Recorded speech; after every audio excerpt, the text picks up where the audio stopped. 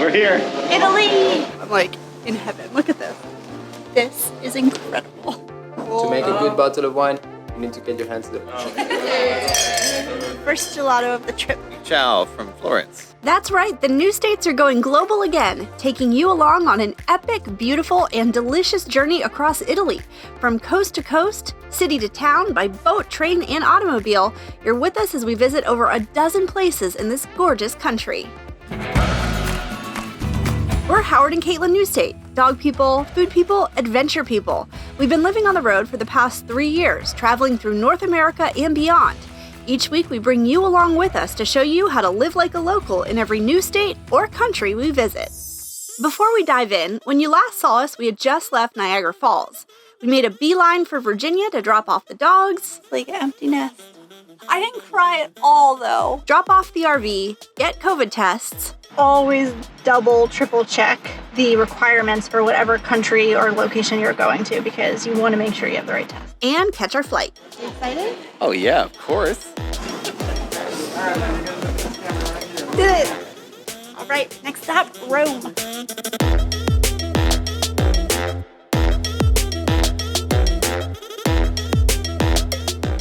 It's our pleasure to welcome you to Rome, where the local time is 9:44. We made it. We're here. Italy!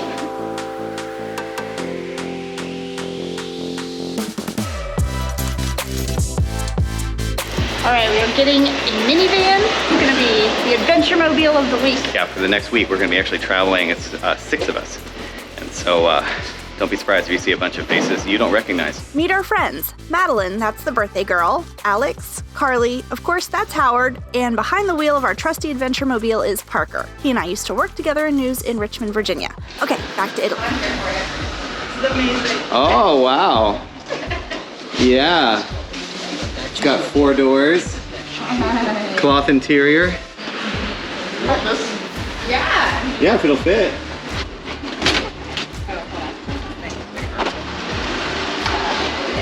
Oh yeah. Oh, Caitlin. Okay. Party bus mode activated.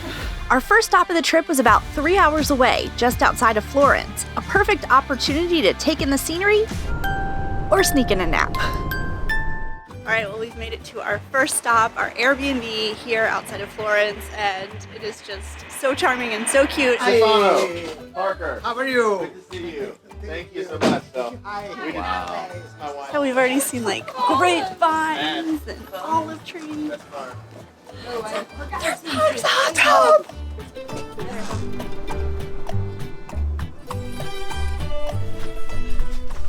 It's fine, Caitlin. It's fine.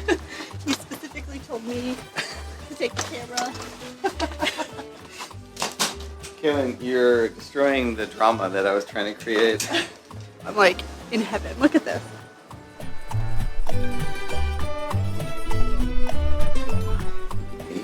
And cheese. Cheese. And meat. We're having dinner tonight prepared by the owner. He's going to come in and cook an entire Italian meal for us.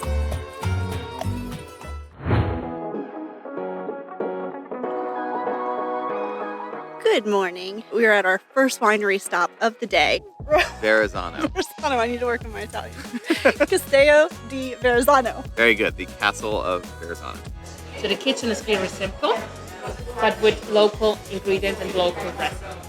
After a delicious lunch at Verrazzano's farm-to-table restaurant, we took an incredibly entertaining tour of the grounds, castle, and vineyard, which has remained unchanged for 1,000 years. The Verrazzano estate lies in the middle of the Chianti Classico region, the only part of the world where the original or classic Chianti is produced. It's important to note that Chianti is very different from Chianti Classico, so much so that in 2010, legislation was introduced to ban the production of Chianti wine in the Chianti Classico territory. A good indication to look for when identifying Chianti Classico is the signature black rooster, symbolizing this region since the 1300s. And if the name Verrazzano sounds familiar, you've probably been to or lived in New York. Commonly known as the Verrazzano, the namesake bridge crosses over the Narrows, which links Upper and Lower New York Bay. It's named after Italian explorer Giovanni Verrazzano, who was the first European explorer to enter New York Harbor. Here on the grounds of the winery, there are 3 stones affixed to the front of the castle from the foundation of the New York Bridge, and 3 stones from the castle were walled into that bridge, forever linking the 2 countries together. We did learn on our tour that Verrazzano met an unfortunate and untimely death during his 3rd expedition when he was captured by a tribe of cannibals. But his legacy lives on both here in Tuscany and New York. Welcome to Castello di Albola. My name is Renzo. You have to practice your R's. With a couple of glasses it gets easier and easier, so don't worry. Our second winery in the Chianti Classico region is a gem. We had the best time thanks in part to our host Renzo. And no, I still can't roll my R's. But this beautiful property also has ties to the US, with a sister winery located in Charlottesville, Virginia. After a quick celebratory drink, we headed into the vineyard to learn more about the production of Chianti Classico, made here with 100% Sangiovese grapes. At least 80% has to be Sangiovese. And then you have a 20% where you can go with Colorino, Canaiolo, Malvasia, you could use Cabernet Sauvignon, you could use Merlot. But we as Castello di Albola have decided to do 100% Sangiovese. We want to share the philosophy of the wine, or we want to make a wine that represents a little bit where it's coming from. If you come from the States and you like wines from California or from Oregon or from Washington, if you come here looking forward to taste the wine you had back home, you're kind of making a mistake. You know, this wine is not better, it's not worse, it's different. It's not different because they have a secret temperature that they never said, or they buy very expensive French oak barrels. It's different because the natural spot is different. This is incredible. This is the historic cellar. So there are wines from 1950 all the way up until about 2009. This is 1991. Okay. 1991. Oh my God, gorgeous! That is Madeline's birthday year. We're celebrating her birthday, and it's always a gamble. You don't know if they've gone bad or if they're still delicious. So we're gonna pop it open and hope that it's still good. I think 91, you know, is not that old. You're in shape, you're healthy, you're looking good. Wait to turn off the music. Okay, I think we have a nice, beautiful cork. Oh, this looks promising.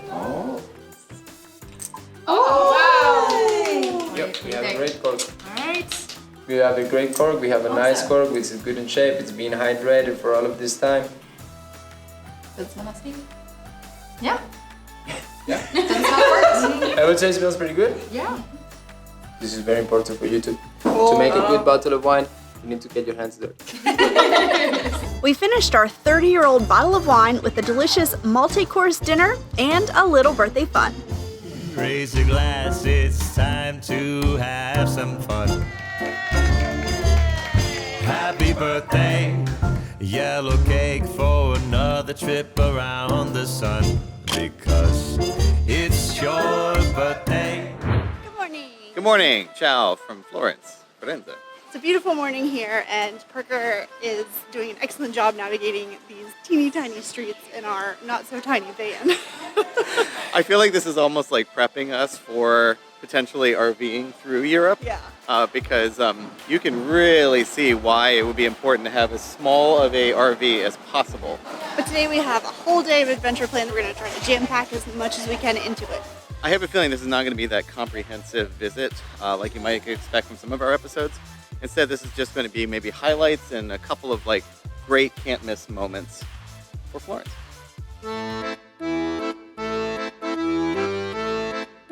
Came, we saw, we conquered, David. If you see the people lined up, that's because it's a great idea to get your tickets in advance if you're going to do this. We were able to book them online. It's the same price, but it gives you a specific time, and then there are cordoned off areas. You line up for those times, and then you can enter and you can see David. And I'm going to be honest with you, it's not the biggest of museums. It's really about David. Right, David's the main attraction, and it was funny because literally everybody in our group had no idea, and tell us if you knew this or not, that David was of David and Goliath. No idea. Like, light bulb moment. Yeah, I know it seems like such an obvious, like, duh kind of moment, but it was like, oh yeah, right, of course, the David. Because he has the slingshot and the rocks. And so there is debate on whether it is supposed to depict David either prior to or after defeating Goliath. Yeah, regardless, the sling is over his shoulder, so it's not necessarily like it's super prominent or in a way where it's suggesting like I am triumphant. So it could be either way. But it was really cool to see in the other paintings and everything. It's also funny because right now they have all of these busts in there, but it's just for storage right now. But they're everywhere. Tons and tons of busts. Now we're going to be heading to the Central Market, which is a definite, it's a must stop for all your food desires. I have a feeling we're going to be stopping at several places along the way when we're here in Florence.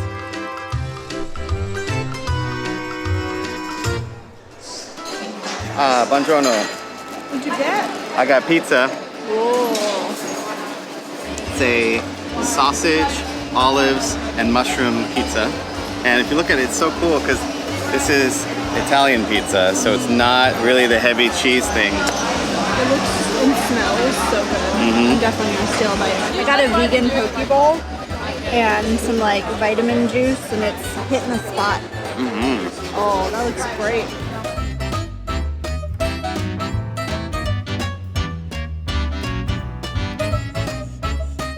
We made it over to the Duomo, and I'm just gonna turn real quick and show you this massive line to get in. It is free to go inside, and so I think that's part of why there is such a huge line. Currently at all hours of the day, so it's only open from about 10:45 until 4:30. Outside is just magnificent. It is so intricate and detailed and gorgeous. It took a few centuries and a couple different architects before the Duomo Cathedral of Florence was considered complete, and even then, changes and updates have continued for the facade to evolve into what it is today. Once inside, the main attraction is Giorgio Vasari's fresco of the Last Judgment. He started painting the stunning masterpiece in 1572, but sadly he died before he was able to finish it. It took another artist about 5 more years to complete his work. You can climb to the top of the Duomo and the bell tower for an additional fee if you're feeling adventurous.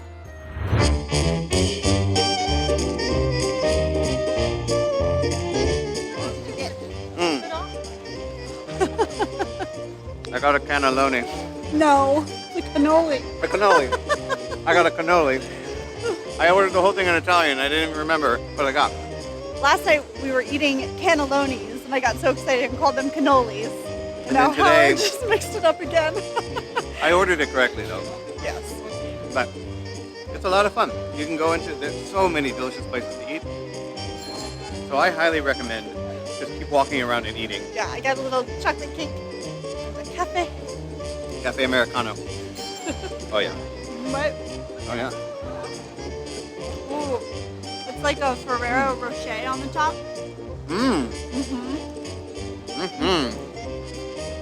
So good.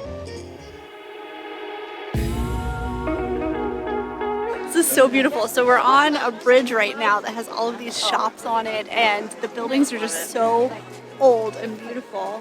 And I mean, this is like jewelry central. So if you're looking for some bling bling while you're here. This is called Ponte Vecchio. It's a very old bridge that originally was where the butchers and the fishmongers were, and then it became jeweler central for Florence.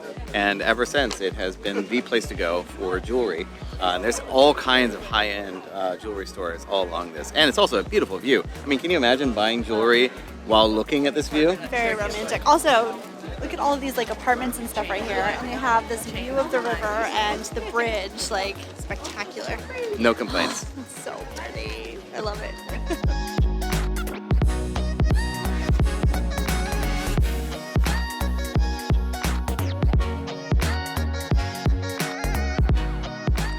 It's dinner time.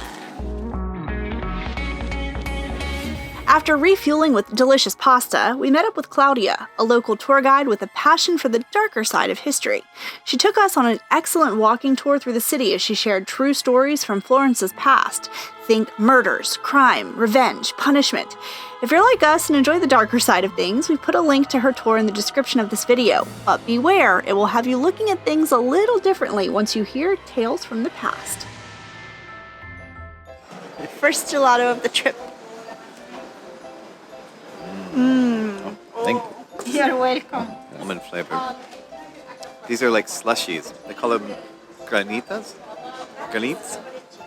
It's really good. It's literally like a slushie, but much richer and creamier. Really good. I got milk. Well, it's a nocciolosa, and I ordered it in Italian. But then she spoke English back to me. But I tried. And it is milk with hazelnut and chocolate sauce on top. And it's amazing. Oh my god. You want to try a bite? Yep. So creamy. There will be That's lots really of good. gelato on this trip. Absolutely. Good morning, afternoon. I've lost track. It's our third day in Florence, Firenze, as the locals would say. And we are right now at the Plaza Michelangelo, which is an absolutely beautiful way to see the whole city. Oh my gosh, when we pulled up, seeing the views, it was just like, wow. Now there are, as we found out, 3 David statues. The first one is inside of the museum that was specially built for it. The second is where the original David actually was. They put a replica there, also still in stone. But the third one, which is behind us, is under construction right now, which seems a little weird to say. Yeah. But it's being restored right now, and it is made of copper, and that is in the Plaza Michelangelo.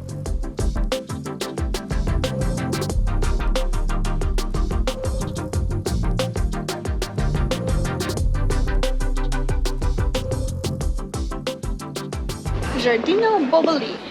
Going to the gardens. Rolling deep. That's all I gotta say. More than just pretty flowers and fountains, Boboli Gardens is a place of cultural significance and history, and even served as the inspiration for other famous gardens such as Versailles. They were designed and created over a span of 400 years and feature a giant amphitheater, adorned with statues that are apparently based on Roman myths. We are currently climbing many much steps in order to get up to the top to the Neptune. Also called by locals of Florence, they call it the Fork, as you'll see why in a moment. They do? Yes. Oh, I'm just trying to get up this hill because it is very steep. They call the statue the Fork. I bet you can't guess why. I bet you can guess now. Oh, I see. Yeah. You're gonna see. Have you ever been lost in a giant garden? Specifically one built somewhere around the 1500s, because that's where we are right now. There's a whole bunch of these meandering paths. The map is not great, and a whole bunch of pathways are closed. We did eventually find what we were looking for, the grottos, a can't-miss feature of the gardens decorated with stalactites and frescoes. The largest features replicas of Michelangelo's famous prisoners. The originals are in a museum for safekeeping, but they can be seen in the corners of the grotto holding up the ceiling. Another fun feature of Boboli is the coffee house. It was closed while we were visiting, but normally it's a great place to grab a coffee or a hot chocolate. We spent the rest of the afternoon walking around, sightseeing, and eating a little pre-dinner gelato because, well, that's what you do in Italy. Then we headed to what ended up being one of our favorite restaurants during our entire 3-week trip across the country. It's a little osteria tucked on a side street just steps away from the Duomo. An osteria was traditionally a place serving wine in small plates at very low prices. Think of it as a step up from quick service and not nearly as fancy as fine dining, but with quality food at reasonable prices. The truffle gnocchi was incredible and the hospitality was top-notch. We highly recommend a meal here when visiting Florence. It's ciao for now, but make sure you tune in next week as we head to Montepulciano, and then we go where all roads lead, Rome, Italy. Don't miss any of our upcoming Italian adventures across the country. Subscribe and click the bell. Thanks so much for watching. We'll see you soon.